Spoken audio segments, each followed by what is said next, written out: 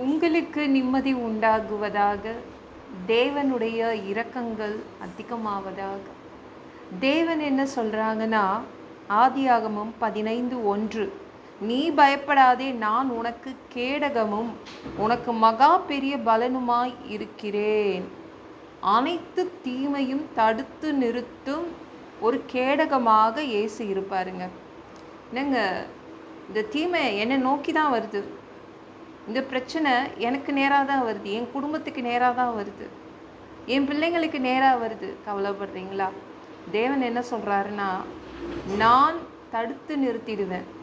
உங்களுக்கு வரும் பிரச்சனைகள், தீமைகளை தடுத்து நிறுத்துகிற கேடகமாய் இருப்பார்.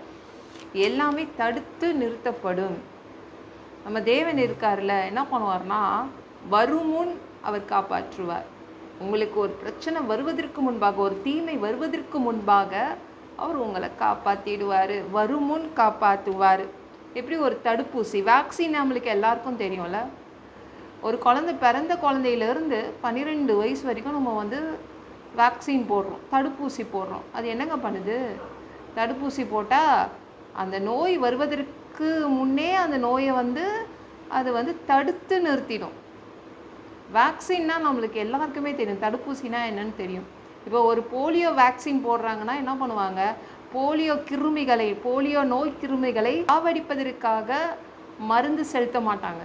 என்ன பண்ணுவாங்க, இந்த போலியோ கிருமிகள் இருக்குல்ல, நோய் கிருமிகளை நம்ம உடம்புக்குள்ளே அனுப்பி விட்ருவாங்க, இன்ஜெக்ட் பண்ணி விட்ருவாங்க.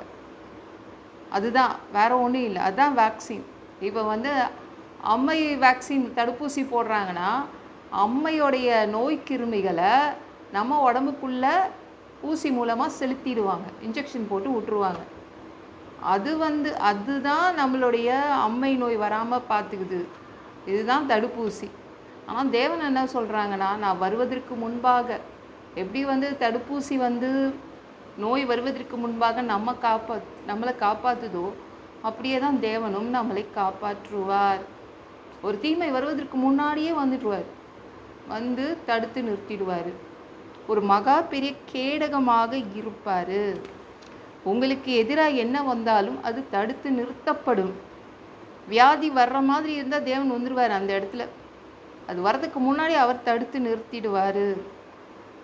கேடகமாக இருப்பார், மகா பெரிய பலனாக இருப்பாருங்க. வயசாயிடுச்சு, பலனெல்லாம் போயிடுச்சு, வியாதி வந்துச்சு, ஆப்ரேஷன் பண்ணனா அவ்வளோதான், உடம்புல பலன் இல்லாமல் போச்சு, நிறைய வேலை இருக்குது, என்ன செய்கிறதுனே தெரியல, எனக்கு ஒன்றுமே புரியல. தேவன் பலன் தருவார், மகா பெரிய பலனாக இருப்பார். மனித பலன்லாம் பத்தாது இல்லை, நம்மளுக்கு மனுஷங்களுக்கு இருக்கிற பலன்லாம் பத்தவே பத்தாது. நம்மளுக்கு தலைவலி வருது, வயிற்று வலி வருது, பல்வலி வருது, ஏதோ ஒரு சளி வருது, இருமல் வந்துடுது, இல்லை ஒன்று மாற்றி ஒன்று எப்படியோ வந்துடுது. நம்மளாம் பலவீனமான உடம்பு தான். அதனால தான் தேவன் சொல்கிறாங்க, நான் பலனாக இருப்பேன். அதுவும் சாதாரண பலனாக இருக்க மாட்டார், மகா பெரிய பலன் அப்படின்றாங்க. நான் மகா பெரிய பலனாக இருப்பேன். மகா பெரிய பலன்னா உங்களுக்கு 10 கை 10 கால் கொடுக்க மாட்டாருங்க. இப்போ ஆக்டோபஸ்லாம் பார்த்துருக்கீங்களா? ஆக்டோபஸ்க்கு எத்தனை காலுங்க? 8 கால் ஆக்டோபஸ்க்கு. அதுக்கு 3 இருதயம் இருக்குது, 3 ஆர்ட் இருக்குது, 9 பிரெயின் இருக்குது, 9 மூளை தொங்குது ஆக்டோபஸ்க்கு. அப்படி கொடுக்க மாட்டார். தேவனே மகா பெரிய பலனாய் உங்களுக்கு இருப்பாருங்க. அவ்வளோதான், வேறு ஒன்றுமே கிடையாது. நம்ம மனிதர்கள் வீக்காக இருக்கிறோன்னு கவலைப்படுறோம், ஆனால் தேவன் வர்றாரு, அந்த இடத்துல மகா பெரிய பலனை அவர் உங்களுக்கு கொடுப்பார். அதை வச்சு நீங்கள் என்ன வேணால் செய்திடுவீங்க. எல்லாத்தையும் தடுத்து நிறுத்திடுவார், கேடகமாக இருப்பார், எதுவும் உங்கள் பக்கத்தில் வராது. தடுத்து நிறுத்தும் தெய்வம் நம்ம இயேசு. ஒரு இஸ்ரவேல் நாட்டு ராஜா இருந்தார். அவர் எல்லா போர்லையும் ஜெயித்துட்டே வந்தார். சீரியா நாட்டு அரசனும் விடாமல் அவன் கஷ்டப்பட்டு பிளான் பண்ணி, எப்படியாவது பக்காவாக பிளான் பண்ணி எப்படியாவது இஸ்ரேவேல் நாட்டை அட்டாக் பண்ணோம் அப்படின்னு நினச்சி வரும்போதெல்லாம் இஸ்ரேவேல் நாட்டு ராஜா என்ன பண்ணார், ஜெயிச்சுட்டே வந்தார், வெற்றி கொண்டே வந்தார். ஒன்றுமே புரியல அந்த சீரிய ராஜாவுக்கு, என்ன பண்ணுறதுனே புரியல. எவனோ நான் பேசுகிறத கேட்டு உளவாளி வந்து சொல்லிடுறான் போல் அந்த ராஜா கிட்ட சொல்லிட்டு சந்தேகம் வந்துடுச்சு. எல்லாரையும் கூப்பிட்டு திட்ட ஆரம்பிச்சிட்டாரு. அந்த நாட்டில் உள்ள அந்த யார்கிட்ட பிளான் பண்ணுறாங்களோ அவங்கக்கிட்டலாம் கூப்பிட்டு என்னுடைய திட்டத்தை நீங்கள் தான் கொண்டு போய் அவங்கக்கிட்ட சொல்லிடுறீங்களான்னு.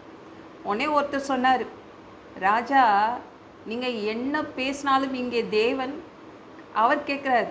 நீங்கள் பேசுகிறதெல்லாம் தேவன் கேட்டுட்டு நேராக போய் எலிசா தீர்க்கதரிசிக்கிட்ட சொல்லிடுவார். இஸ்ரவேல் நாட்டில் எலிசா தீர்க்கதரிசின்னு ஒருத்தர் இருக்கார், அவர்கிட்ட போய் சொல்லிடுவார். அவர் என்ன பண்ணுவார்னா ராஜா கிட்ட போய் சொல்லிடுவார். அதனால்தான் இஸ்ரவேல் நாட்டு ராஜா எப்பொழுதும் ஜெயிக்கிறார். ஒன்றுமே பண்ண முடியாது, தேவன் தடுத்து நிறுத்துறாரு. நம்ம வந்து வெற்றி பெறாமல் அதனால தான் நம்ம இருக்கிறோம் அப்படின்னு அவர் அந்த ஆள் சொன்னார். பாருங்கள், தேவன் எப்படிலாம் தடுத்து நிறுத்துவார்னு நீங்கள் ஞாபகம் வச்சுக்கோங்க. அவருக்கு தெரியும் உங்களை நோக்கி எது வருது, வியாதி வருதா, பிரச்சனை வருதா, எந்த தீமை வருதுன்னு அவருக்கு தெரியும். அவர் தடுத்து நிறுத்திடுவாருங்க. உங்களுக்கு மகா பெரிய பலனாக இருப்பார்.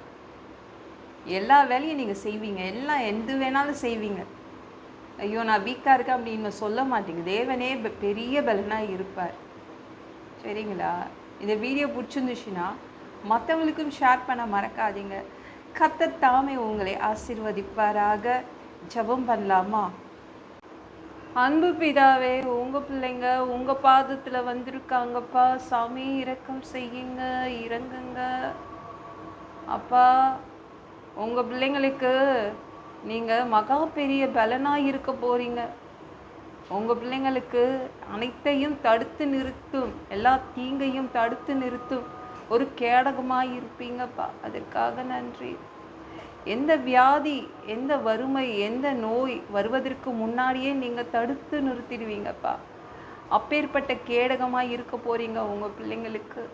அதற்காக நன்றி. எல்லா பொல்லாத பிசாசுகள், ஏவல்கள், மந்திரங்கள், தற்கொலை ஆவிகள், பயத்தின் ஆவிகள், பலவீனப்படுத்துகின்ற ஆவிகள் எல்லாம் இயேசு என்ற பெயரினை கொண்டு துரத்துகிறேன். ஓடிப்போம். உங்கள் பிள்ளைங்களை இரத்த கோட்டிக்குள் மறைச்சிக்கோங்க. பரிசுத்த ஆவியால் நிரப்புங்க. ஞான ஸ்நானம் எடுக்கணும். ரட்சிப்பீராக.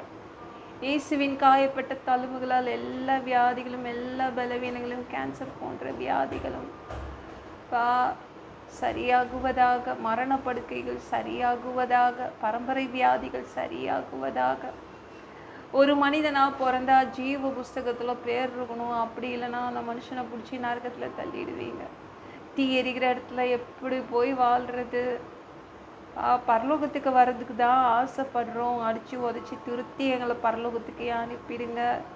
கழுவப்படாத பாவங்கள் எங்ககிட்ட இருந்துச்சுன்னா உங்கள் திரு ரத்தம் கொண்டு கழுவி எங்களை பரலோகத்துக்கே அனுப்பிடுங்க. எந்த ஒரு இமை பொழுது நீங்கள் வருவீங்கன்னு இயேசுவை வணங்கி காத்துட்ருக்கோம். பரிசுத்தமாக வாழ்ந்து காத்துட்ருக்கோம். அந்த ஒரு இமை பொழுதில் உங்களுக்கு ஒப்பான உடம்பு எங்களுக்கு கொடுக்கப்படும். அதை பெற்றுக்கொண்டு மதிய வானத்தில் உங்களை சந்திக்க வருவோம். அந்த தருணத்தை நாங்கள் இழந்துடக்கூடாது. ஒரு மனிதனால் பரிசுத்தமாக வாழ்றது கூடாத விஷயம். அதற்கும் உங்கள் உதவி கேட்டு வந்து நிற்கிறோம். 7 வருடம் அந்த கிறிஸ்து ஆட்சியில் விட்டுட்டு போயிடாதீங்க. பிசாசு நடத்தும் ஆட்சியில் விட்டுட்டு போயிடாதீங்க. 1000 வருடம் இந்த பூமியை ஆட்சி செய்வதற்காக வருவீங்க.